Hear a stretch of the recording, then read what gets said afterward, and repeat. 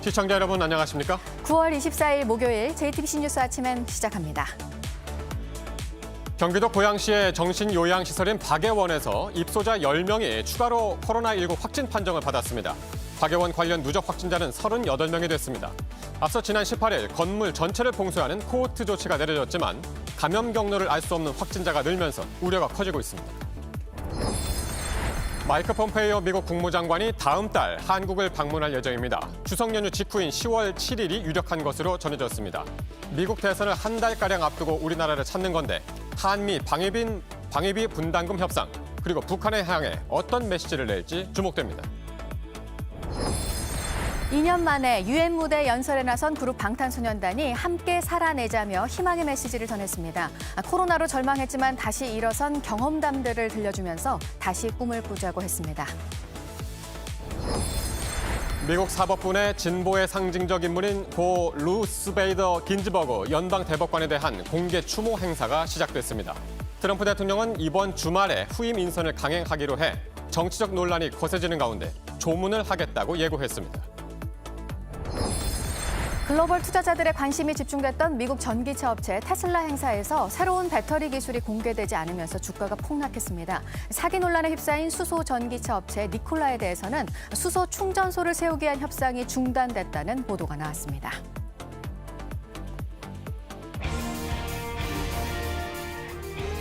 네, 연평도 해상에서 어업 지도선 선원이 월북을 했다.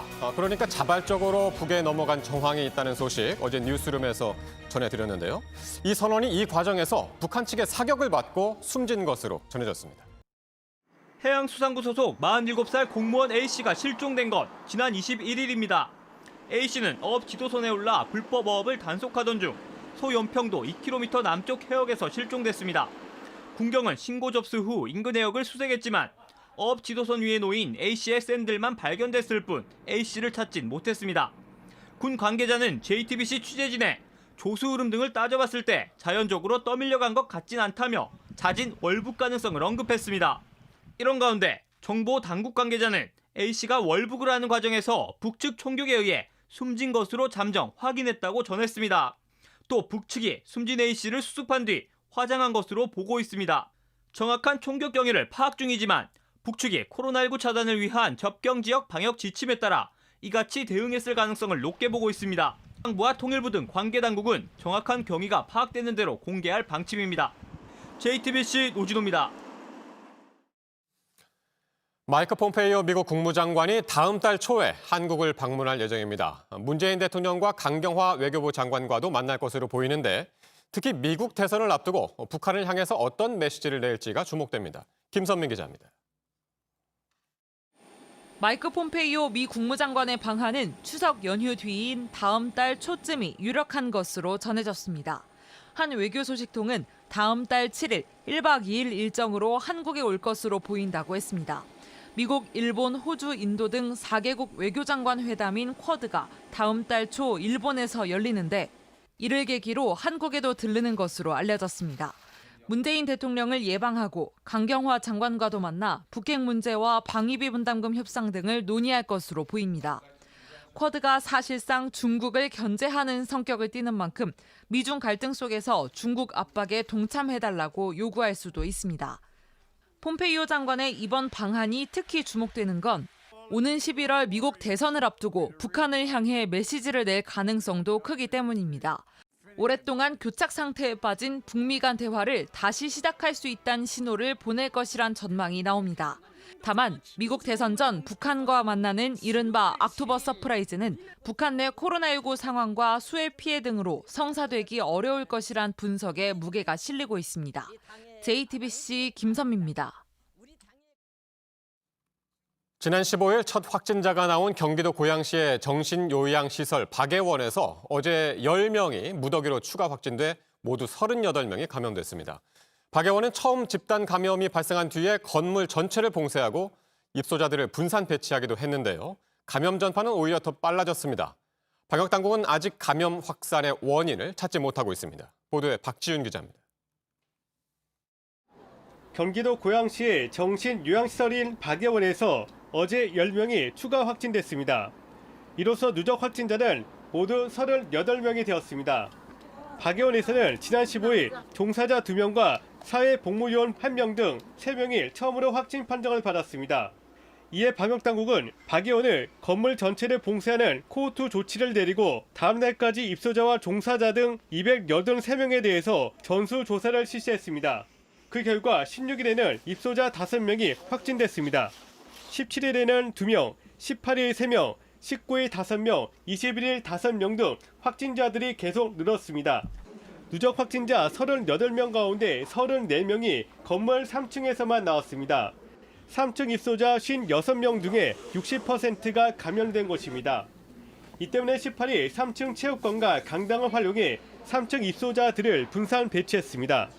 칸막이를 설치해 서로 분리된 10개의 개별 공간을 만들고 침대를 2개씩 두었습니다. 그럼에도 확진자들이 계속 늘어났고 방역당국은 아직까지 확산 원인을 찾지 못하고 있습니다. 고양시 관계자는 최초 확진자로부터 감염된 입소자들이 이제서야 증상이 나타날 수 있다고 추정했습니다. 보건당국은 통제가 쉽지 않은 정신요양시설 특성상 당분간 박예원에서 추가 확진자가 발생할 것으로 우려하고 있습니다. JTBC 박지윤입니다.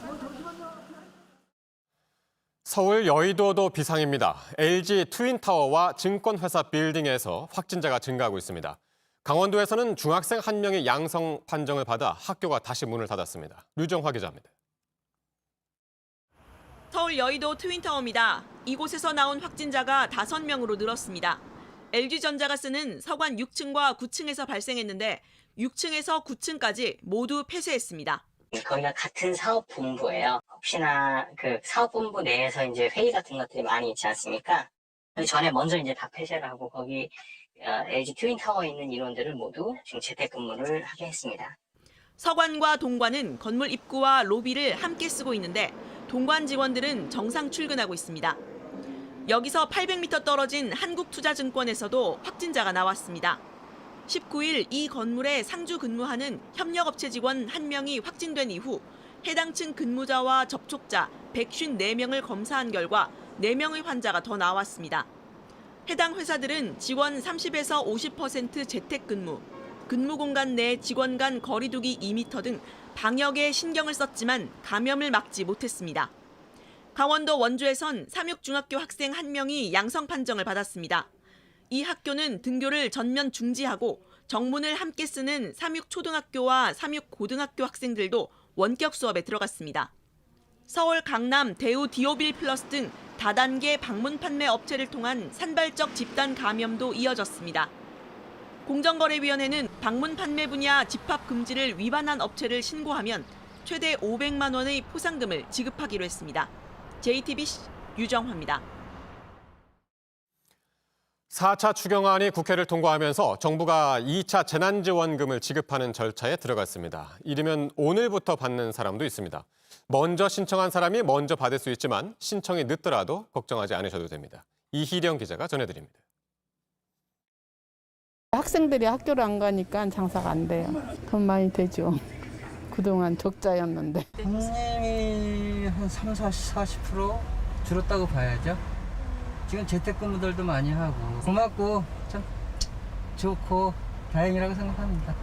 2차 재난지원금이 지급된다는 소식은 서민들에겐 가뭄의 단비입니다. 정부는 빨리 신청하면 확인을 하는 대로 빨리 주겠다는 방침입니다. 다만 예산이 확정된 만큼 늦게 신청한다고 못 받을 일은 없습니다. 여러 지원 대상자 가운데 가장 먼저 지원금을 받는 이들은 대리운전 기사, 학습지 교사 등 특수고용 노동자와 프리랜서입니다. 지난 6, 7월에 신청한 1차 지원금을 이미 받은 대상자는 어제까지 홈페이지에서 신청을 받았습니다. 빠르면 오늘부터 추석 전인 29일까지 한 사람당 50만 원씩 받을 수 있습니다. 새로 신청한 이들은 추석이 지난 뒤 150만 원을 받습니다. 소상공인은 오늘부터 신청해서 내일부터 받을 수 있습니다. 한꺼번에 몰리는 걸 막기 위해 오늘은 사업자 등록번호 끝자리가 짝수, 내일은 홀수인 소상공인의 신청만 받습니다. 정부가 보낸 문자 메시지 링크를 누르면 전용 홈페이지로 연결됩니다. 이분들은 모두 별도의 서류 제출 없이 온라인으로 신청을 하면 하루 또는 이틀 후에 계좌로 최소한 100만 원을 지급받을 수 있습니다. 100만 원을 받는 이들은 214만 명으로 매출 4억 원 이하인 일반 업종 중 수입이 줄어든 소상공인입니다. PC방 등의 특별 피해 업종 사업자 25만 6천 명은 150만 원에서 200만 원을 받습니다. 통신비 지원 대상이 줄어든 대신 정부 안에서 빠졌던 유흥주점, 콜라텍이 지원 대상에 들어갔습니다. 사회적 거리두기 때문에 가게 문을 열지 못하거나 일찍 닫았던 상인들입니다. 개인 택시뿐 아니라 법인 택시 기사도 100만 원씩 받게 됐습니다. JTBC 이희령입니다. 2년 만에 다시 유엔 무대에서 연설을 한 그룹 방탄소년단. 이번에는 또 어떤 메시지로 청년 세대에 울림을 줄지 궁금했었는데요. 코로나로 답답한 상황에서 어떻게 다시 일어날 수 있었는지 멤버들 각자 진솔한 얘기를 했습니다. 그러면서 다시 꿈꾸고 함께 살아내자고 했습니다. 방탄소년단의 연설 모습 홍희정 특파원이 전해드립니다. Life goes on. Let's live on. 제75차 유엔 총회에서 방탄소년단이 6분간 전한 메시지는 코로나19 시대 희망을 잃지 말자는 것이었습니다.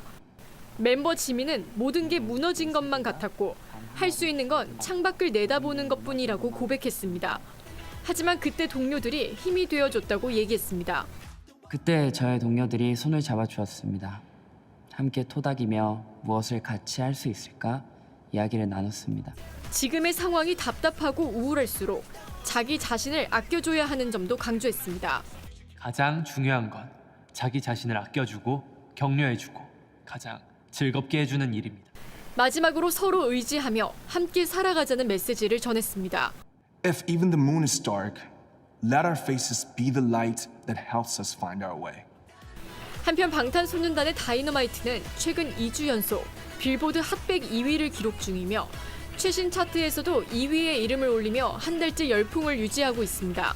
또 미국 NBC 인기 프로그램인 지미 펠런 쇼가 오는 28일부터 닷새 동안 방탄소년단을 위한 특별 방송을 기획해 다양한 퍼포먼스를 펼치며 전 세계 팬들과 만날 예정입니다. 로스앤젤레스에서 JTBC 홍희정입니다. 미국 진보의 상징이던 고 긴즈버그 대법관에 대한 공개 조문이 대법원에서 시작이 됐습니다. 이번 주말에 후임 인선을 발표하겠다는 트럼프 대통령도 논란 속에 이곳을 찾아서 조문할 예정입니다. 이 소식은 워싱턴 임종주 특파원이 전해왔습니다. 성조기로 감싼 고 긴즈버그 대법관의 관이 연방 대법원 청사에 도착합니다. 가족과 친지, 동료 대법관 등이 참석한 가운데 추모 의식이 거행됐습니다. She will live on in what she did to improve the law and the lives of all of us. And yet, still, Ruth is gone, and we grieve. 이후 관은 대법원 건물 중앙 현관 앞으로 옮겨져 안치됐습니다. 이곳에서 이틀간의 공개 조문에 들어갔습니다. 빌 클린턴 전 대통령 부부와 척 슈머 민주당 상원 원내대표 등이 애도를 표했습니다. 긴즈버그 대법관은 27년 전인 1993년 당시 클린턴 대통령이 임명했습니다. 인권과 양성평등을 옹호하고 진보적 판결로 미국 사법부의 진보의 상징으로 떠올랐으며 지난주 금요일 87살을 일기로 세상을 떠났습니다. 트럼프 대통령도 하루 뒤에 연방 대법원을 찾아 조문하겠다고 예고했습니다. 정치 쟁점으로 부상한 후임 대법관 인선은 예정대로 주말에 발표하겠다는 입장입니다.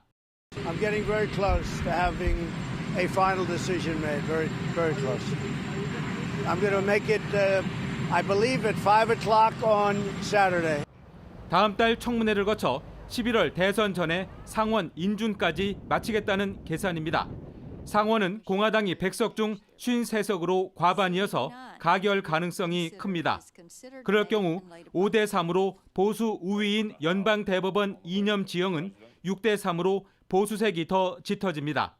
민주당과 조 바이든 후보 측은 대선 이후 임명으로 강경하게 맞서고 있습니다. 11월 대선 결과를 놓고 법적 다툼이 벌어질 경우 연방 대법원이 그 향배를 결정할 수도 있기 때문에 인선을 둘러싼 정치적 논란은 가열되고 있습니다. 워싱턴에서 JTBC 임종주입니다. 소문난 잔치에 먹을 게 없다는 반응, 미국 전기차 업체 테슬라의 대규모 행사를 보고 나왔습니다. 기대를 모았던 새로운 배터리 기술도 공개되지 않았고 당장 이루기 힘든 목표만 늘어났다는 이유에서였습니다. 실망감이 어느 정도인지 어제 이어서 오늘 새벽에 열린 주식시장에서 테슬라 주가가 보여줬습니다. 이재승 기자입니다. 형형색색의 테슬라 모델 3 전기차가 가로 세로 열을 지어 서 있습니다. 코로나19 탓에 추첨으로 선발한 240만 명의 주주가 테슬라 전기차에 탔습니다. CEO인 일론 머스크가 무대에 오르자 주주들은 경적을 울리며 환호합니다. Well, I mean, this is definitely a new approach. We got the Tesla drive-in movie theater, basically. 이 순간 전 세계 27만 명이 온라인 생중계를 지켜볼 정도로 관심이 컸습니다. 하지만 시장이 예상했던 배터리 신기술은 공개되지 않았습니다. 머스크 CEO는 당초 기존 배터리보다 수명을 5배 이상 늘린 배터리 개발을 공언했었습니다. 대신 강하고 오래가며 가격도 절반 수준인 배터리는 3년 뒤에 생산된다고 설명했습니다. You know, I think one of the things that troubles me the most is that we don't yet have a truly affordable car, and that is something that we will make in the future. 테슬라 주가는 전날 5.6% 하락에 이어 오늘도 10% 넘는 낙폭을 보이며 $400 선이 무너졌습니다. 사기 논란에 휩싸인 미국 수소전기차 업체 니콜라는 상황이 더 좋지 않습니다. 지난 10일 니콜라가 수소 트럭을 생산할 핵심 기술을 보유하고 있지 않다는 보고서가 나온 뒤 니콜라 주가는 폭락을 거듭하고 있습니다. 니콜라가 수소 충전소 건설을 위한 협상을 중단했다는 관측까지 나오면서 니콜라 주가는 전 거래일 대비 25% 넘게 폭락했습니다. JTBC 이재승입니다. 네, 얼마 전에 이 소식 전해드렸었는데 브라질 판타나우 열대 늪지에서 잇따라 불이 나서 숲과 생태계가 파괴되고 있다는 소식이었습니다. 그런데 브라질 대통령은 유엔 연설에서 남 탓을 해서 거센 비판을 받기도 했었는데요. 그러는 사이에 피해는 이어지고 있습니다. 보도국 연결해서 오늘 이 소식부터 보도록 하겠습니다. 강버들 기자, 멸종 위기종이 이곳에서 사라지고 있다고 그러죠? 예, 브라질 판타나우 화재에서 구조된 암컷 제규어 모습 먼저 보시겠습니다. 네 발에 붕대가 감겨 있는데 이 불을 피해 도망다니다 발바닥에 화상을 입은 겁니다. 이 발바닥에 줄기세포 주사를 놓는 치료를 받고 있지만 다 나아서 야생으로 돌아갈 수 있을지는 지켜봐야 한다고 합니다. 최근 15년 사이 가장 심각한 화재로 전체 산림 중 15%가 불에 탄 판타나우는 가장 큰 제규어 서식지 중 한 곳입니다. 환경단체들은 올해 화재로 제규어 200여 마리가 죽거나 판타나우를 떠난 것으로 보고 있습니다. 제규어뿐 아니라 다른 동물들도 많이 피해를 입어서 이 생물 다양성이 위협받고 있습니다. 정부의 열대우림 개발 정책이 잦은 화재의 원인으로 꼽히지만 보우소나루 대통령은 지난 20일 유엔 화상연설에서 화재는 주로 원주민 탓이라며 정부가 받는 비판이 잘못된 것이라고 주장했습니다. 이에 대해 국제환경단체들은 이 잘못에 대한 책임을 모면하기 위한 헛소리라며 강하게 비판하고 있습니다. 네, 우리나라에서 출산율이 가뜩이나 낮은데 더 떨어지고 있어서 지금 다른 나라들 조치들을 또 눈여겨보게 됩니다. 그런 나라들 가운데 한 곳이 프랑스인데 아빠들이 갈 수 있는 출산 휴가 기간이 거의 한 달로 늘어났네요. 마크롱 대통령이 현지 시간 23일 현재 14일인 남성 유급 출산 휴가를 28일로 늘리고 그중에 7일은 의무 휴가로 시행한다고 밝혔습니다. 새로운 정책은 내년 7월부터 적용됩니다. 마크롱 대통령은 이 정책이 미래 세대를 위한 투자라고 믿는다면서 부모가 함께 생애 첫 시간들과 시작에 함께하는 게 균형 잡힌 양육과 성평등에 도움이 될 것이라고 강조했습니다. 우리나라에서는 지난해부터 아빠들이 출산 휴가를 10일까지 가게 됐습니다. 우리나라 2019년 합계 출산율은 0.918, 프랑스는 1.85였습니다. 끝으로 벨라루스 소식입니다. 부정선거 의혹으로 벌써 6주 넘게 루카셴코 사퇴 시위가 벌어지고 있는데 현지 시간 23일 루카셴코 대통령이 예고 없이 취임식을 치르고 6번째 임기를 시작했습니다. 보통 취임식은 공개적으로 치러졌지만 이번에는 당일 아침까지도 일정이 알려지지 않았습니다. 야당 정치인들은 도둑 취임이라고 비판했고 시위가 이어지고 있습니다. 미국 국무부도 취임 소식이 전해지자 루카셴코 대통령을 합법적으로 선출된 벨라루스의 지도자로 간주할 수 없다고 밝혔습니다. 이 밖에 새로운 소식은 8시 후 연결해서 다시 전해드리겠습니다. 지금까지 아침엔 지금 JTBC 강버들입니다. 네, 이번에는 오늘 아침 체크해봐야 할 뉴스들을 분야별로 살펴보겠습니다. 먼저 정치 분야입니다. 문재인 대통령과 스가 요시히데 신임 일본 총리가 이르면 오늘 첫 전화회담을 하는 방안을 한일 양국이 조율 중인 것으로 알려졌습니다. 양국 정상의 공식 대화는 지난해 12월 중국에서 열린 한중일 정상회의 당시 문 대통령과 아베 총리의 회담 이후 9개월 만입니다. 중앙선관위원으로 추천된 조성대 후보자에 대한 국회 청문회 심사 경과 보고서가 채택이 야당의 반대로 연기됐습니다. 국민의힘은 더불어민주당이 추천한 조 후보자가 과거 정치 편향 발언을 수차례 해 중립성과 공정성을 담보할 수 없다며 반대했습니다. 시민단체 서민민생대책위원회가 더불어민주당 김홍걸 의원과 국민의힘 조수진 의원을 검찰에 고발했습니다. 총선에서 당선될 목적으로 고의로 재산을 축소하거나 누락하는 등의 허위 사실을 유포했다며 명백하게 공직선거법을 위반했다고 주장했습니다. 부영그룹에 대해서 덴마크 선박회사가 고소를 했는데요. 자신들의 선박을 이용해서 유독성 폐기물들을 대량으로 필리핀으로 운송했다는 이유입니다. 부영 측은 적법한 절차로 수출을 한 제품이라면서 부인하고 있습니다. 재건축 초과이익 환수제가 시행되고 가장 높은 부담금 금액이 나왔습니다. 서울 반포주공 1단지 3주구에서인데요. 가구당 4억 원가량이 통보가 됐습니다. 이전까지 최고 금액은 반포 현대아파트의 가구당 1억 3천만 원가량이었습니다. 명절마다 불거지는 대형마트 의무 휴업일 논란, 올해도 있습니다. 대형마트들은 추석 대목인 이번 주 일요일에 문을 열게 해주고 추석 당일에 쉴 수 있게 조정을 해줄 것을 요구하고 있는데 일부 지자체를 제외하고 대부분 받아들여지지 않았습니다. 계속해서 사회 분야 뉴스입니다. 네이버가 많이 본 기사를 순서대로 띄우는 랭킹 뉴스를 폐지합니다. 언론사별 구독이 새로운 뉴스 소비 형태로 자리를 잡은 데 따라서 다음 달부터 시스템을 바꿀 예정인데 영역별 많이 본 뉴스 대신 각 언론사에서 가장 많이 본 기사를 보여주는 방식으로 변경됩니다.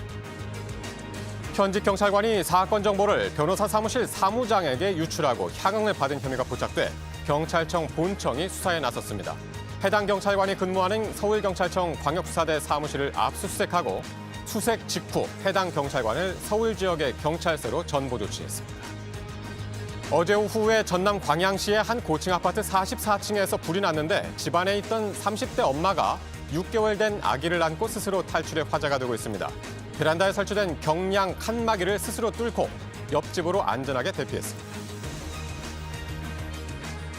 미국에 수십 년 동안 소장돼 있었던 단원 김홍도의 공원 춘효도가 경매를 통해서 우리나라로 돌아왔습니다. 작가의 고향인 경기도 안산시 측에서 환수를 추진해 왔습니다. 안산 단원미술관에서 공개가 될 예정입니다.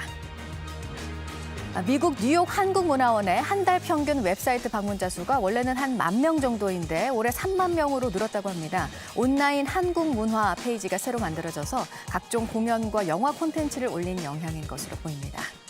코로나로 공연들이 취소가 돼서 500여 년 역사상 가장 힘든 시기를 맞고 있다는 빈소년 합창단인데요. 이번 주말에 첫 온라인 건강상의 이유로 재판을 미뤄줄 것을 신청했지만 정경심 교수의 재판 오늘 예정대로 진행이 됩니다. 오늘 마지막 증인신문이 진행이 되고 이르면 11월에 1심 결론이 나올 것으로 보입니다. 집단 성폭행 그리고 불법 촬영 동영상 유포 혐의를 받고 있는 가수 정준영, 최종훈 씨에 대해서 오늘 대법원 선고가 나옵니다. 2심에서 각각 징역 5년과 2년 6개월로 1심보다 형량이 줄었습니다. 자율주행 차량 관련 핵심 첨단 기술을 중국에 유출한 혐의를 받고 있는 카이스트 교수에 대해서는 첫 재판이 오늘 있습니다. 중국에서 연구를 하던 중 카이스트가 보유한 기술을 넘긴 혐의로 구속 기소가 됐습니다. 분야별 뉴스들 체크해드렸습니다. 오늘 전국에 구름이 많고 대기는 깨끗하겠습니다. 내륙을 중심으로 낮과 밤의 기온차가 큰 날씨는 계속되겠습니다. 동해안 지역과 제주도에는 비가 내리겠습니다. 경상도 해안과 제주도는 오늘 대부분 그치겠지만 강원 영동 지역은 모레 토요일까지 비가 이어질 것으로 보입니다. 특히 강원 영동에는 천둥 번개와 함께 강한 비가 올 것으로 예보됐고 우박이 내릴 수도 있겠습니다. 많은 곳에는 최대 150mm가 넘는 호우가 쏟아지겠습니다. 경북 북부 동해안과 울릉도, 독도에는 5에서 40mm, 그 밖에 경상 해안과 제주도에는 5에서 10mm가 내릴 것으로 보입니다. 현재 기온은 서울 17도, 대전 16도, 광주 18도, 부산 19도로 어제보다 조금 높습니다. 낮 기온은 서울 24도, 대전과 광주 25도, 대구 24도로 어제와 비슷하겠습니다.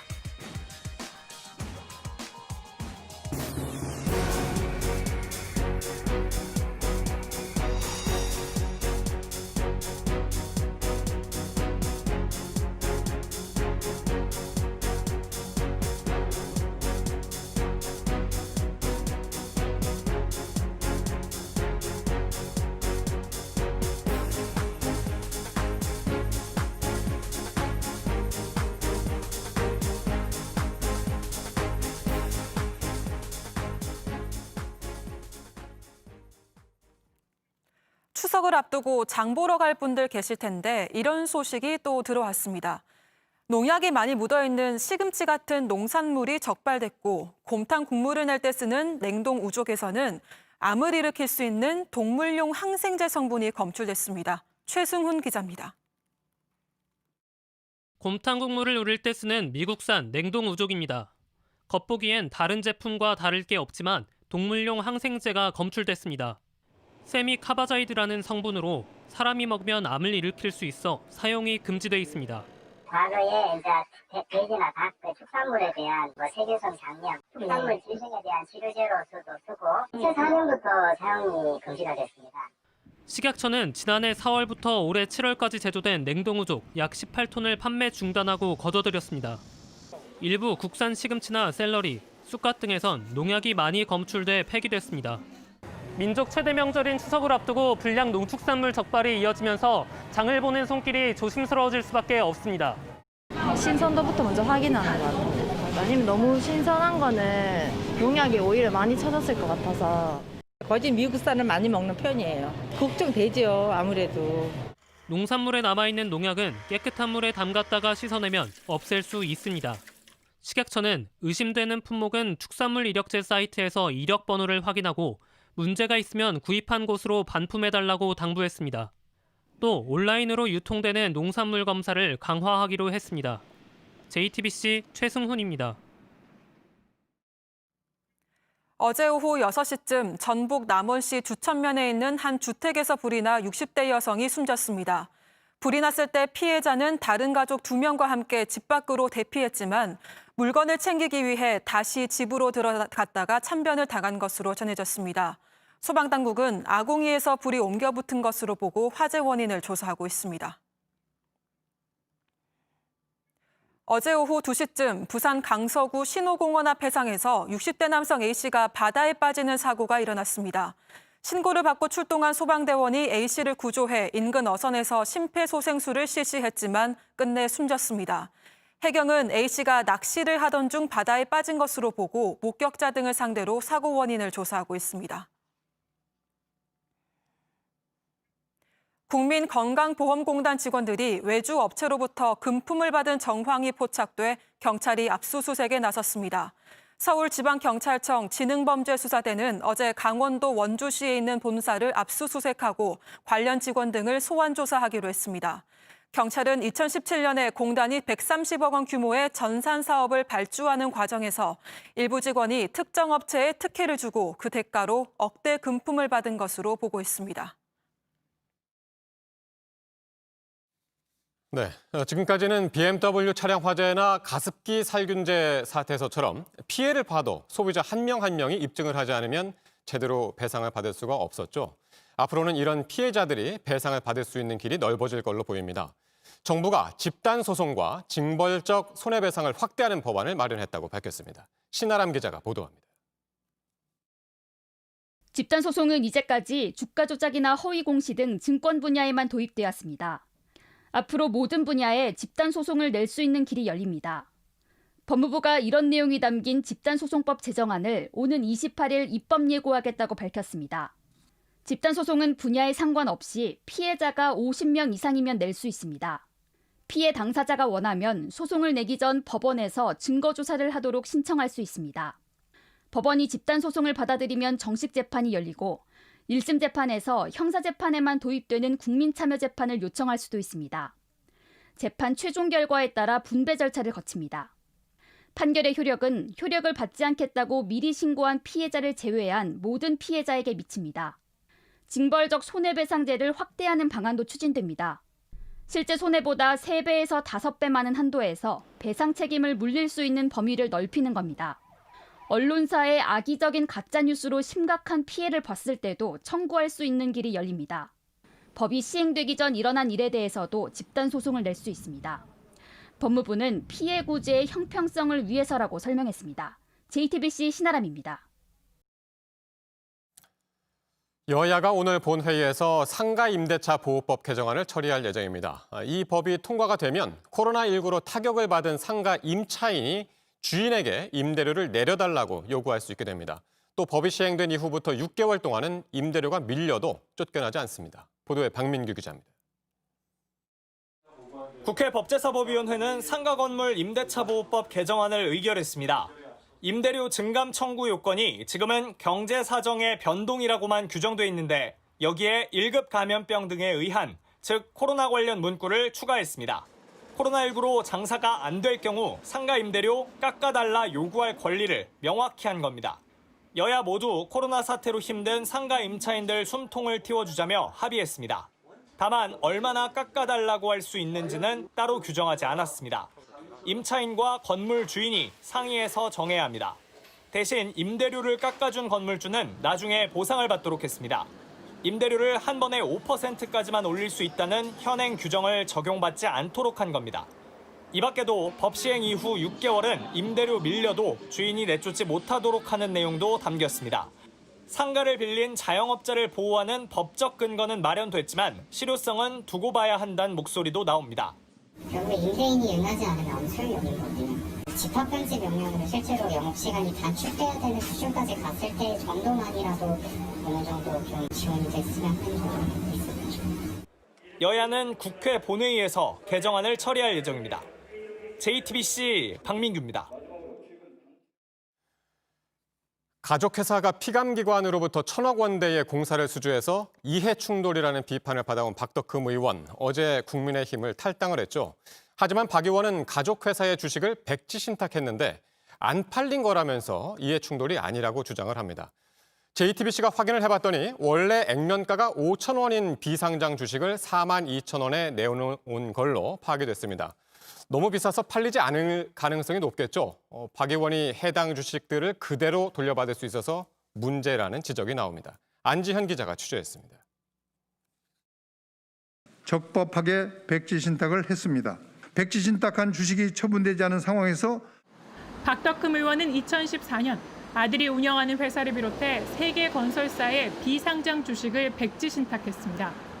이 주식이 6년 동안 한 주도 팔리지 않아 어쩔 수 없다는 취지의 해명인 겁니다.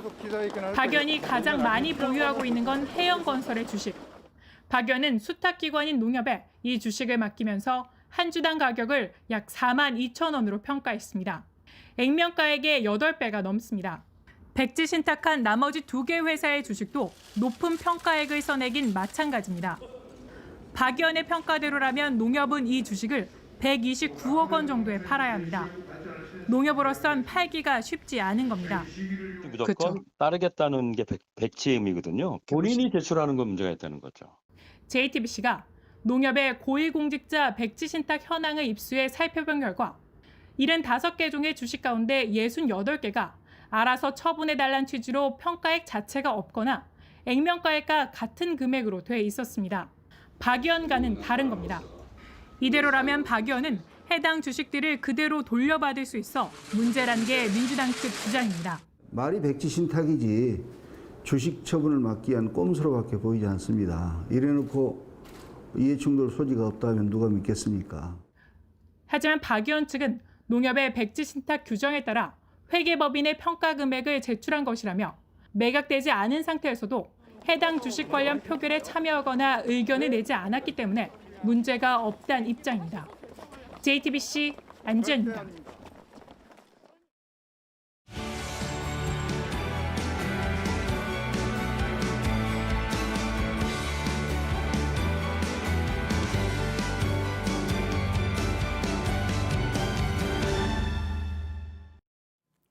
네, 목요일 아침 8시 3분 지나고 있습니다. 지금부터는 오늘 아침 주요 뉴스들 몇 가지 다시 한번 정리를 해드리겠습니다. 먼저 코로나 국내 상황. 2자릿수 확진자가 추석 전에 계속 좀 이어졌으면 좋겠다고 한마음으로 바랐었는데 다시 3자릿수가 돼서 또 한 번 우려가 커지고 있는데요. 전국 곳곳에서 나오고 있는 집단 감염 사례들 가운데 경기도 고양시에 있는 정신요양시설 박애원에서 확진자가 잇따라 나오고 있습니다. 어제 10명의 확진자가 더 확인이 됐습니다. 지금까지 모두 38명의 확진 판정 을 받은 건데요. 정확한 감염 경로는 아직 파악되지 않고 있습니다. 연평도 해상에서 어업 지도를 하다 실종된 공무원과 관련해서는 새로 파악된 내용이 있습니다. 자발적으로 북으로 넘어간 것으로 보이는 정황이 포착됐었는데 새로 전해진 소식은 이 공무원이 북한 측의 총격을 받고 숨진 것으로 잠정 확인이 됐다는 내용입니다. 북측이 코로나를 막기 위한 접경 지역 방역 지침에 따라 이렇게 대응을 한 것으로 당국이 지금 보고 있는데요. 정확한 경위가 파악이 되는 대로 자세한 내용이 또 공개가 될 것으로 보입니다.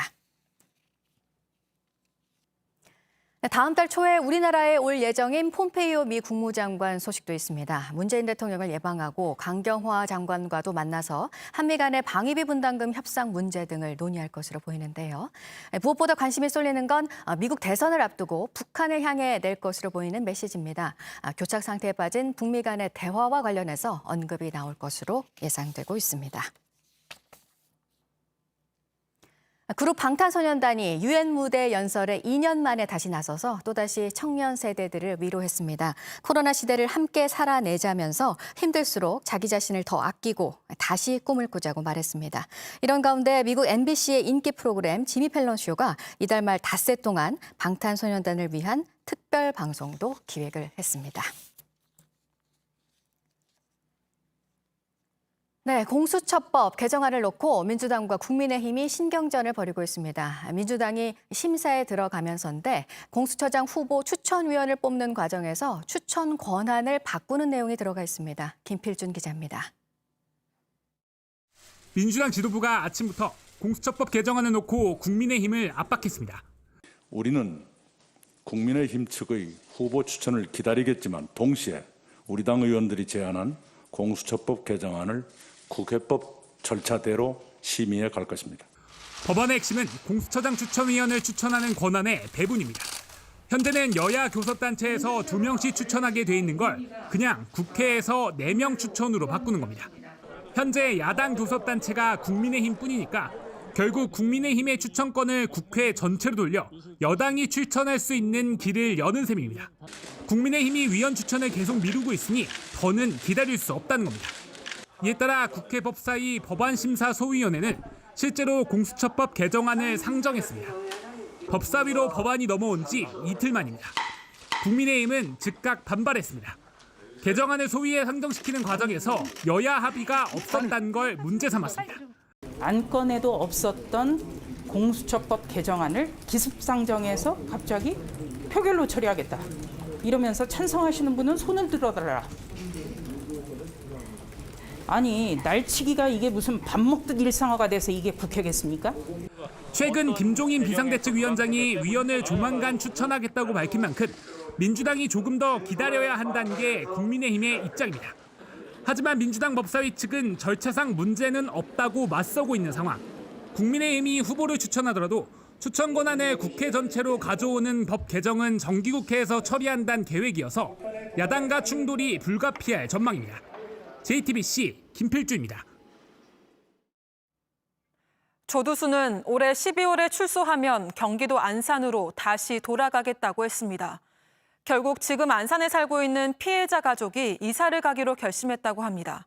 가해자를 피하기 위해서 피해자가 또 피해를 봐야 하는 상황이 된 겁니다. 박준우 기자입니다. 지난 2008년 경기도 안산, 조두수는 초등학생 피해자를 등굣길에 납치해 잔인하게 성폭행했습니다. 그 후로 12년, 올해 12월 13일 출소하는 조두순이 피해자 가족이 사는 안산으로 다시 돌아오겠다고 밝혔습니다. 피해자 가족의 악몽이 다시 시작됐습니다. 피해자 아버지의 첫 마디는 정부에 대한 원망이었습니다. 분명히 영구 격리를 약속했는데 12년 동안 뭘 했냐며 정부가 여태까지 방임했다는 그 자체가 피해자를 생각하지 않았다는 것이라고 말했습니다. 또 아무리 교화가 됐더라도 피해자 집 옆에 와서 살겠다는 저희가 궁금하다고도 했습니다. 피해자 가족은 결국 이사를 결심했습니다. 20여 년 정든 동네를 뒤로하고 피해자 가족이 떠날 수밖에 없는 현실이 속상할 뿐입니다. 피해자 아버지는 떠날 결심을 하고도 또 다른 범죄 피해자들을 걱정했습니다. 자신들이 안 좋은 선례가 될 수 있다는 우려였습니다. 그동안은 피해자가 도망가는 선례를 남기기 싫어서 괴로워도 참고 살았는데 방법이 없다는 겁니다. 정치권은 뒤늦게야 대책을 내놨습니다. 국민의힘 성폭력 대책특위는 조두순 보호수용법을 발의했습니다. 아동 성폭력범 등이 출소 후에도 사회화 격리돼 보호수용시설의 관리 감독을 받도록 하자는 겁니다. 윤화섭 안산시장도 청와대 국민청원 게시판에 해당 법을 제정해달라는 글을 올렸습니다. 하지만 해당 법이 통과돼도 조두순에게 소급 적용되기는 어렵습니다. 어떤 피해자가 이 세상에서 편하게 살겠어요. 나영이 아버지가 떠날 채비를 서두른 이유입니다. JTBC 박준호입니다. 성범죄자 등 강력사건 범죄자로 지목된 사람들의 신상 정보를 공개해서 논란이 됐던 디지털 교도소의 운영자가 베트남에서 붙잡혔습니다. 그동안 엉뚱한 사람의 신상을 공개한 적도 있었죠. 경찰은 다른 운영진을 비롯해서 공범이 더 있는지 수사하고 있습니다. 조소희 기자입니다. 강력범죄자로 지목된 사람들의 사진과 신상정보, 연락처 등이 나열돼 있습니다. 지난 6월부터 운영 중인 디지털 교도소입니다. 법원의 솜방망이 처벌을 비판하며 신상 정보를 공개해 심판을 내리는 곳이라고 소개합니다. 하지만 가톨릭대학교 최정호 교수를 N번방 관련자라고 공개했다가 사실 무근으로 밝혀졌고 유튜버 김모 씨를 동명이인의 성범죄자로 착각해 사진과 신상 정보를 올렸다 지우기도 했습니다. 신상이 공개된 또 다른 대학생은 극단적인 선택을 했습니다. 당시 운영자는 모든 법적 책임을 지겠다며 고소할 수 있도록 자신의 신상 정보를 알려주겠다고 했지만 사이트를 폐쇄하고 잠적했습니다. 지난 5월부터 디지털 교도소를 수사해온 경찰은 지난 22일 운영자 A씨를 베트남 호찌민에서 붙잡았습니다. 경찰은 A씨가 지난해 2월부터 캄보디아에 머물고 있는 사실을 확인하고 인터폴에 적색 수배를 요청했습니다. 지난 7일 베트남으로 이동한 사실을 확인해 베트남 경찰에 협조를 요청했습니다. 베트남 경찰 내 한국사건 전담부서가 투입됐고 호찌민시에서 A씨를 붙잡았습니다. 경찰은 A씨를 국내로 송환하는 대로 정보통신망법상 명예훼손과 개인정보법 위반 혐의로 조사할 예정입니다. A씨를 상대로 공범이 있는지 여부도 확인할 계획입니다. 지난달 11일 폐쇄됐던 디지털 교도소가 다시 문을 열면서 자신을 2기 운영자라고 소개하는 글이 올라왔기 때문입니다. 경찰은 A씨가 2기 운영자라는 가상의 인물을 앞세워 계속 운영했을 가능성도 배제하지 않고 있습니다. JTBC 조소입니다. 네, 앞서서 리포트로도 전해드렸었는데요. 미국 전기차 업체 테슬라의 최고 경영자 일론 머스크가 어제 열린 배터리 데이에서 3년 내로 2만 5천 달러짜리 전기차를 내놓겠다. 그러니까 값싼 전기차를 내놓겠다. 또 한 달 내로 완전 자율주행차를 출시하겠다는 계획을 밝혔습니다. 언뜻 상당히 이제 좋은 내용들인데 하지만 당초 시장에 가졌던 기대보다 발표 내용이 다소 실망스러웠다는 평가가 나오고 있습니다. 투자자들의 실망감에 주가도 이틀 연속 지금 하락을 했습니다. 대림대학교 미래자동차학부의 김필수 교수와 말씀 나누겠습니다. 어서 오십시오. 네, 안녕하세요. 네, 테슬라 우리나라에서도 요즘에는 참 어렵지 않게 볼 수 있는 차가 됐습니다. 네. 그만큼 세계 전기차 시장을 주도하고 있는 그런 회사인데 말이죠. 어제 새벽이었죠. 배터리데이. 네. 그러니까 유튜브로도 한 27만 명이 시청을 했다고 그러는데 네. 먼저 배터리데이가 어떤 날이었습니까? 원래는 연례 주주총회 때 신기술과 더불어서 발표하는 날을 보통 그런 날을 지정을 하고 있었는데 네. 배터리라는 말을 붙이질 않았어요. 근데 이번에는 배터리라는 말을 붙인 이유가 전기차에서 배터리가 차지하는 게 상당히 크기 때문에 예. 이번에 발표는 배터리 쪽에 주안점을 주겠다. 즉 이 부분에 대한 신기술을 발표할 가능성이 상당히 높다라는 측면에서 배터리 데이라는 이름을 붙였다 이렇게 보시면 좋을 것 같습니다. 네. 어떻게 보셨습니까? 그러니까 소문난 잔치에 먹을 게 없다라는 말이 이제 벌써 나왔는데 말이죠. 네. 너무 기대감이 컸다 이렇게 보고 있습니다. 네. 예전에는 그런 얘기가 많이 나왔죠. 100만 마일, 즉 160만 킬로미터 주행할 수 있는 배터리를 개발하겠다.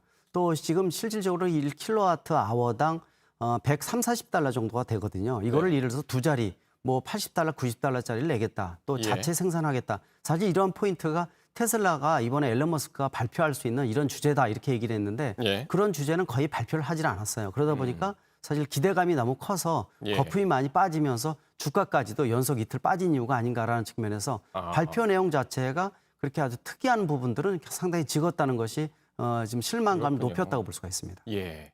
제목이 배터리 데이였는데 배터리에 대한 실망감이 이제 상당히 컸던 그런 맞습니다. 공개였군요. 근데 이제 대신에 어제 2023년에는 뭐 25,000달러짜리 전기차를 내놓겠다. 네. 그리고 다음 달에 완전 자율주행차를 선보이겠다 이랬는데 어떻게 보십니까? 이게 가능할까요? 쉽지는 않을 것으로 보고 있습니다. 일단 먼저 말씀하신 대로 이 3년 이내 25,000달러, 지금 현재 나오는 것은 1.5배에서 거의 2배거든요. 이거를 3년 이내에 구현한다는 건 상당히 쉽지 않다고 보고 있습니다. 아하, 왜 그러냐면은 전기차 가격에서 배터리가 차지하는 게 약 40%입니다. 배터리에 대한 부분들이 업그레이드, 즉 기술 발전이라든지 가격을 떨어뜨린다든지 이런 요소가 없으면은 전기차의 가격을 낮추는 게 간단한 건 아닙니다. 이번에 발표해서 보셨다시피 그만큼 배터리 기술이 쉽게 뭐 4배, 5배 올릴 수 있는 거 이런 기술이 아니라는 것이 입증이 됐다 이렇게 보고 있거든요. 예. 이 배터리라는 것 자체가 R&D 기술을 통해서 엄청나게 많은 투자비를 집어넣는다 하더라도 1%, 2% 효율을 올리기가 쉽지 않다는 것이 이번 발표를 통해서 나타난 하나의 반증이 아닌가 이렇게 보고 있습니다. 네. 그런 측면에서 3년 이내에 가격을 좀 25,000달러 보급, 이거는 이제 보조금을 합친 가격이니까 보조금까지 네. 받게 되면 더 떨어질 수가 있겠죠. 근데 쉽지 않다는 겁니다. 만약 그렇게 내놓는다면은 너도 나도 사겠는데요? 맞습니다. 25,000달러 정도면 우리 돈으로 얼마입니까? 한 3천만 원? 맞습니다. 그 정도 되고 예. 역시 이제 보조금까지 지원을 받는다 그러면은 어떻게 보면은 내연기관차보다 더 떨어지는 건데 이거는 실제로 구현한다는 게 간단한 부분은 아니라고 말씀드리고요. 네. 두 번째로 아까 말씀하신 대로 배터리 데이인데도 불구하고 자율주행차 쪽을 얘기를 했어요. 그래서 뭐 다음 달 바로 한 달 후에 베타 버전, 즉 완전한 자율주행차가 가능한 부분이 나오겠다 이렇게 발표했는데 네. 이 부분도 간단치는 않습니다. 지금 나오는 자율주행 기능은 운전을 자동차의 기계에다 맡겨놓지 않고 사실 운전 보조 기능뿐이 되지 않는다고 볼 수가 있거든요. 더욱이 지금 앞뒤 말이 안 맞는 게 베타 버전 하게 되면 불안전하다는 뜻을 갖고 있거든요. 베타 버전이라고 얘기를 하면서 완벽한 자율주행차 얘기를 했으니까 네. 말 자체가 사실 설득력이 좀 떨어지는 부분이고 그렇군요. 그래서 실제로 레벨 0부터 레벨 5까지 6단계가 있는데 지금 나오는 자율주행차는 레벨 한 2.5 정도뿐이 안 됩니다. 그래서 혹시 다음 달에 나오는 게 되더라도 레벨 3 개념. 그러니까 예. 자율주행차는 레벨 4부터 진행돼야지만 완벽한 자율주행차 쪽으로 가는 거기 때문에 지금 나와 있는 것은 그 정도는 아니다라고 보시면 되니까 운전 보조 기능이다 이렇게 보시면 더 좋을 것 같습니다. 배터리에 대해서 할 얘기가 조금 없어지다 보니까 내놓은 얘기일 수 있을 것도 같고요. 지금 네. 교수님 말씀 들어보니까 말이죠. 그런데 우리 전기차 배터리 업체들 있잖아요. 네. 상당히 이제 주목해서 이제 봤을 법도 한 게 테슬라에 이제 공급을 하고 있어서 말이죠. 어떻습니까? 어제 발표로 국내 네. 배터리 업계들 어땠을 걸로 보시나요? 상당히 이제 걱정을 했었습니다. 예를 들어서 이번에 발표 자체가 뭐 배터리 성능을 2~3배 높인다든지 또 가격을 뭐 2자리 숫자까지 떨어뜨린다든지 하게 되면 상당히 부담이 될 수밖에 없었거든요. 근데 특별한 발표가 없었기 때문에 예. 도리어 국내 이 배터리 3사 입장에서는 더 좋아졌다 이렇게도 볼 수가 있어요. 네. 그만큼 지금 차지하는 게 세계 순위가 1, 4, 6이거든요. 세계 배터리 업체가. 그만큼 기술 수준도 노하우도 굉장히 많기 때문에 네. 역시 배터리 기술은 쉽지 않다는 것을 하나의 반증을 좀 나타냈고요. 또 어저께 발표한 내용 중에서 전기차의 시대가 왔다는 것도 많이 알려졌습니다. 예. 그만큼 이제 배터리가 매년 수요가 1.5배에서 2배씩 올라가는 부분들이고 예. 향후 2, 3년 정도 있으면은 배터리 수요가 공급량이 딸릴 것이다. 이런 얘기가 많이 나오고 있는데 네. 그만큼 국내의 배터리 3사의 역할이 더 중요성이 커졌기 때문에 네. 위험 요소는 줄어들면서 역할은 더 커졌지 않냐라는 측면에서 도리어 긍정적인 요소가 되지 않았나 이렇게 보고 있습니다. 그렇군요. 니콜라 얘기를 또 하지 않을 수 없는데 네. 니콜라는 이게 또 수소 전기 트럭 맞습니다. 전문 업체잖아요. 네. 그런데 최근에 이제 사기 의혹이 불거져서 그런 이후에 창업주가 의혹을 해소하지 않은 상태에서 사임을 해버려서 네. 의혹이 더 증폭됐단 말이죠. 맞습니다. 네. 지금 밀턴 회장 같은 경우에는 사임을 하면 안 되는 입장이지 않습니까? 지금 의혹이 한 50가지 제시가 되면서 주가가 폭락을 하는 상태이기 때문에 도리어 회장 입장에서는 이걸 정리를 해서 치고 나가줘야 되는데 회장까지 사임을 하게 되니까 더 떨어지는 상태라고 볼 수가 있습니다. 예. 일단은 수소라는 것 자체가 전기차는 구현하기가 좀 쉽습니다. 네. 우스갯소리로 우리가 초등학생들도 배터리 모터 바퀴만 있으면 전기차를 만든다 이렇게 얘기를 하거든요. 네. 근데 수소 트럭 같은 경우에는요. 이 스택이라고 연료전지 시스템을 구현한다는 게 간단한 건 아닙니다. 네. 특히 차에 들어가는 것은 효율화시키면서 소형화시켜야 되고 또 밀도는 높여야 되기 때문에 그런 측면에서 보게 되면은 지금 이번 니콜라 문제 같은 경우에는 해결 방향이 쉽지는 않을 것으로 보고 있고 네. 또 완벽한 또 조사에 들어갔지만은 이 결과 나온다 하더라도 양산형 수소 트럭이 나오기 전까지는 일반 투자자 입장에서는 믿지 않는 부분이 커지면서 상대적으로 국내에서는 도리어 수소토로 만들어서 스위스 등에 수출하고 있는 입장이기 때문에 네. 거기는 컨셉트카도 나오진 않는데 우리는 수출하고 있어서 상대적으로 반사 이익을 국내 업체가 받았다 이렇게 볼 수가 있습니다. 마지막으로 이제 국내 업체들이 네. 국내 자동차 업체들이 얼마나 이 전기차라든가 수소차라든가 자율주행차라든가 이 분야에서 어느 정도의 기술력을 확보하고 있는지도 상당히 궁금하거든요. 네. 어떻게 보시나요? 수소 자체는 수소 자동차 자체는 세계 최고 수준이라고 보셔도 될 것 같습니다. 그러나 수소 충전소에 대한 것들은 국산화가 좀 떨어지고 있고요. 그러나 수소에 대한 부분들은 시간이 좀 더 필요합니다. 궁극의 차 중에 하나지만은 시간을 중장기적으로 봐야 된다는 거. 네. 수소의 발생, 이동, 저장에 대한 해결 방법이 아직은 미흡하다고 분명히 볼 수가 있고요. 전기차에 대해서는 내년에 전기차 전용 플랫폼을 통해서 다양한 모델이 나오기 때문에 내년이 전기차의 진검승부의 시작이다 이렇게 보고 있는데 네. 국내가 내년에 아마 날개를 꽃을 피는 시기의 어허. 시작이다 이렇게 지금 보고 있습니다. 그렇군요. 상당히 긍정적으로 보고 있어서 네. 수소는 좀 기다려야 된다. 전기차는 이제 시작이다라고 보시면 좋을 것 같고요. 경쟁력도 상당히 높다 이렇게 보고 있고 그렇군요. 자율주행차는 외국 선진국에 비해서는 한 3년 정도 우리가 기술이 지금 떨어지기 때문에 좀 더 노력해야 되는 분야가 자율주행차다 이렇게 보고 있습니다. 알겠습니다. 오늘 새벽에 테슬라 주가가 한 10% 넘게 또 떨어졌고요. 니콜라에 주식 투자하신 분들도 많고 지금 이제 해외 주식 투자가 너무나 쉬워져가지고 좀 알고 투자하시라는 의미에서 오늘 이 자리 마련했습니다. 네. 김필수 교수였습니다. 고맙습니다. 네, 감사합니다. 네, 올해 열릴 예정이었던 도쿄올림픽, 그 유치 과정에 돈 로비가 있었다는 의혹이 갈수록 커지고 있습니다. 개최지를 선정할 당시에 일본이 어디에 썼는지 모를 돈 100억 원 정도를 해외로 보냈다는 건데요. 일본이 국제올림픽위원회 측에 거액을 송금했다는 사실에 이어서 추가로 제기된 문제입니다. 도쿄 윤서령 특파원입니다. 도쿄올림픽 유치위원회는 2013년 9월 전후에 우리 돈으로 122억 원에 달하는 돈을 해외로 송금했습니다. 2020년 도쿄올림픽 유치가 결정되기 전후였습니다. 하지만 대부분 정확한 사용처를 알 수 없는 돈입니다. 목적이 확인된 돈은 유치 업무를 위탁했던 싱가포르 컨설팅 회사에 보낸 22억 원 정도뿐입니다. 이에 대해 유치 측은 비밀 준수 의무를 거론하며 구체적인 사용처를 확인하지 않고 있습니다. 앞서 일본으로부터 업무를 위탁받았던 싱가포르 업체가 국제올림픽위원회 IOC 위원 측에 거액을 보낸 사실도 보도됐습니다. 역시 개최지 선정이 이뤄지던 2013년 당시에 벌어진 일로 수차례에 걸쳐 약 4억 원이 들어갔습니다. IOC 위원회 아들이 산 시계값 1억여 원을 대신 지불하기도 했습니다. 코로나19 재확산으로 내년도 도쿄올림픽 개최마저 불투명한 가운데 돈으로 올림픽을 산 것 아니냐는 정황은 점차 구체적으로 드러나고 있습니다. 새로 취임한 스가 총리는 토마스 바흐 IOC 위원장과의 전화통화에서 도쿄올림픽 개최 의지를 처음으로 밝혔습니다. 앞서 바흐 위원장도 코로나19 백신이 없어도 안전하게 올림픽을 할 수 있다고 입장을 분명히 했습니다.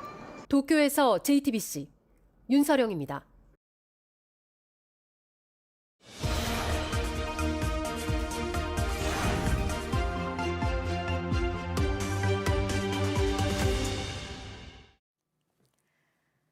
네, 문화계 소식 전해드리는 아침엔 라이프. 전국 30개 도시에서 동시에 진행되는 미술 축제가 오늘부터 시작이 돼서요. 소개해드리려고 합니다.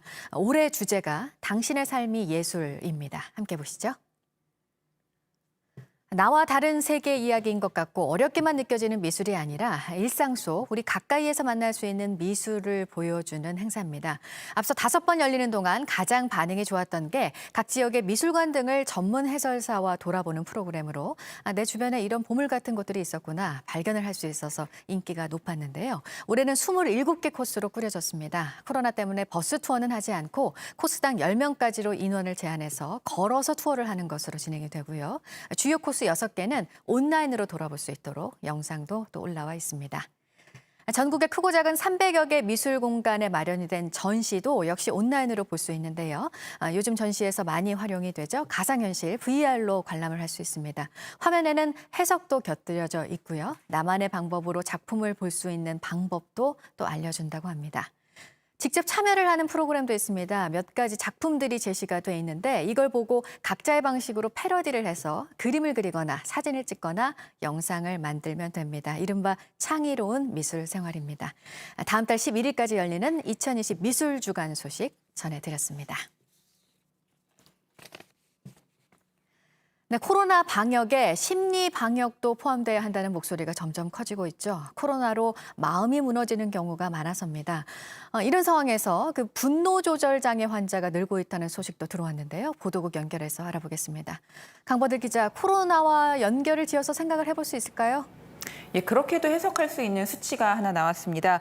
국민건강보험공단이 더불어민주당 최혜영 의원실에 제출한 자료에 따르면 올해 6월까지 분노조절 장애로 진료를 받은 사람은 1,398명입니다. 반년 만에 지난 1년 전체 환자의 61.7%가 나온 거라 하반기까지 집계하면 그 숫자가 더 늘어날 것으로 보입니다. 코로나19 영향이라는 분석도 함께 나오고 있습니다. 분노조절 장애 환자는 2015년 이후에 꾸준히 늘고 있습니다. 2016년에 2,000명을 처음 넘어섰고 지난해에는 2,249명이었습니다. 연령대별로는 20대 환자가 매년 가장 많은데 증가율을 따져보면요. 60대가 2015년 53명에서 2019년 101명으로 2배 가까이 늘어 가장 높았습니다. 네, 전 세계적으로 코로나 환자는 요즘 특히 유럽에서 급증하고 있습니다. 조치들도 강화가 되고 있네요. 예, 영국 보건부가 현지 시간 23일 하루 신규 확진자 숫자가 6,178명으로 집계됐다고 밝혔습니다. 신규 확진자가 가장 많았던 지난 5월 1일 6,201명에 근접한 겁니다. 영국 정부는 현재 상황이 계속되면 10월 중순에는 하루 5만 명의 환자도 나올 수 있다고 우려하고 있습니다. 보리스 존슨 총리가 전날 기자회견을 열어 심각성을 경고하면서 24일부터는 펍과 식당이 밤 10시 이후에 영업을 할 수 없다고 밝혔습니다. 10월부터 시작하려던 스포츠 경기 관중 입장도 취소했습니다. 프랑스도 26일부터는 새로운 조치를 적용하기로 했습니다. 코로나19 위험 등급을 세분화해서 이에 따라 다른 조치를 적용하는데 두 번째로 높은 최고 경계 등급에 해당하는 마르세유 등에서는 술집과 식당이 폐쇄됩니다. 또 세 번째 단계에 속하는 파리와 리옹 등 11개 도시에서는 밤 10시까지만 술집을 운영할 수 있고요. 공공장소에 10명 이상 모여서는 안 됩니다. 마지막으로 코로나19 백신 소식입니다. 존슨앤존슨이 백신 3상 시험에 들어갔습니다. 이번 임상 시험에는 미국 등 전 세계에서 6만 명의 지원자가 참여합니다. 2회 접종이 필요한 다른 백신들과 달리 한 번만 맞으면 된다는 게 특징인데요. 존슨앤존슨은 올해 말 또는 내년 초에 긴급 승인 신청을 목표로 하고 있습니다. 지금까지 아침엔 지금 JTBC 강버들입니다. 반려동물 1,000만 마리 시대에 강아지들을 위한 전시를 마련한 미술관이 있습니다. 최하은 기자가 다녀왔습니다. 여기저기 코를 대 냄새를 맡고 오르락내리락 쉴 새 없이 움직입니다. 우아한 셔틀랜드 쉽독도 깜찍한 스피츠도 이런 곳은 처음입니다. 사람만 들어갈 수 있던 미술관이 개에게 문을 열고 개를 위한 전시를 마련했습니다. 화면은 바닥 가까이 닿고 탁자와 의자 다리는 짧게 잘라 사람에겐 오히려 불편할 정도인데 개의 눈에는 전시장이 어떻게 보일까? 정록생명인 개도 뚜렷하게 구분할 수 있도록 노란색과 파란색을 많이 썼습니다. 예민한 후각을 자극하는 사료로 만든 조각. 도시에선 보기 힘든 집더미엔 장난감인 양 달려들고 뛰놉니다. 작품을 고르고 놓을 때부터 밟고 올라갈 걸 고려했기 때문에 신이 난 개들을 막지 않아도 됩니다. 인간이 아닌 다른 존재도 가족의 일원으로 받아들여 정을 나누게 된 시대. 개를 환대하는 미술관은 점차 여러 나라에서 볼 수 있는 풍경이 돼가고 있습니다. 개에게 가능한 일이라면 더 많은 인간에게, 다른 생물에게도 개방할 수 있을 거라고. 금기를 해제하려면 어떤 준비가 필요할지 수의사, 법률가까지 나서 토론을 벌이며 전시를 준비했습니다. 집에서만 가족이고 사회에서는 가족의 일환으로 인정받지 못하는 경우들이 많아서 공공장소인 미술관에서도 다른 존재들에 대한 것들도 좀 생각해봤습니다. 다만 맹견으로 지정된 종은 들어갈 수 없고 전시장에서 싸우는 개는 나가야 하며 인식표와 목줄은 필수입니다. 미술관은 코로나로 사람에게도 문을 열지 못하는 처지라 전시는 먼저 유튜브로 공개되고 거리두기 조치가 완화되면 낯선 손님을 맞을 예정입니다. JTBC 최하은입니다. 오늘 전국에 구름이 많고 강원 영동과 경상 해안 그리고 제주도에 비가 오겠습니다. 특히 강원 영동은 천둥 번개와 함께 강한 비가 쏟아지겠습니다. 강원 영동에는 모레까지 최대 150mm, 경상 해안과 제주도에는 오늘까지 5에서 10mm의 비가 올 것으로 보입니다. 낮 기온은 서울 24도, 대전과 광주 25도, 대구 24도로 어제와 비슷하겠습니다. 네, 끝으로 오늘 하루 관심을 가지고 지켜볼 만한 뉴스들 정리해드리겠습니다. 경기도 고양시의 정신요양시설인 박예원에서 입소자 10명이 추가로 코로나19 확진 판정을 받았습니다. 박예원 관련 누적 확진자는 38명이 됐습니다. 감염 경로를 알 수 없는 확진자가 늘면서 우려가 커지고 있습니다. 연평도 해상에서 어업 지도를 하다 실종된 공무원이 자발적으로 월북한 정황이 파악된 가운데 이 과정에서 북측의 총격을 받고 숨진 것으로 전해졌습니다. 코로나를 차단하려는 접경 지역 방역 지침에 따라 북측이 총격을 하고 시신을 수습해서 화장한 것으로 잠정 확인됐습니다. 마이크 폼페이오 미국 국무장관이 추석 직후인 다음 달 초 한국을 방문할 예정입니다. 미국 대선을 한 달가량 앞두고 우리나라를 찾는 건데 한미 방위비 분담금 협상에 대해서 그리고 북한을 향해서는 어떤 메시지를 낼지 주목됩니다. 2년 만에 유엔 무대에 나선 그룹 방탄소년단이 함께 살아내자는 내용의 연설을 했습니다. 코로나로 절망하기도 했지만 다시 일어선 경험담을 말하면서 다시 꿈을 꾸자는 메시지를 전했습니다. 오늘 전해드릴 소식은 여기까지입니다. 이상으로 JTBC 뉴스 아침엔 목요일 순서를 모두 마치겠습니다. 건강한 하루 보내시기 바랍니다. 고맙습니다.